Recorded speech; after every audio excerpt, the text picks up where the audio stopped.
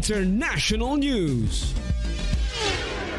Ito namang free tickets sa Disneyland Resort na may natanggap ng mga masisipag na overseas Philippine workers sa Hong Kong. Alamin natin ang buong detalye, may pag-uulat ang Star FM Iloilo.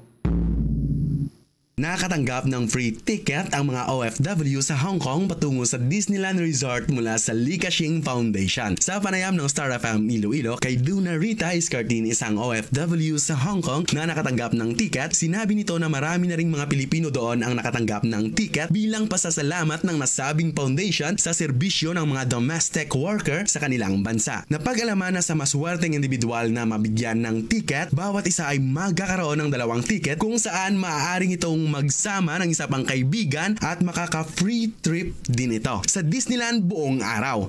So each lucky or blessed individuals na nakapasok or nakakuha ng ticket ay magkakaroon ng 2 tickets.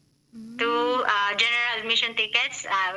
Pag ako sumama, pwede ako magdala ng isang kaibigan for free din po. Ang Li Ka-shing Foundation ay Hong Kong-based charitable organization na itinatag noong 1980 ng bilyonaryong si Li Ka-shing.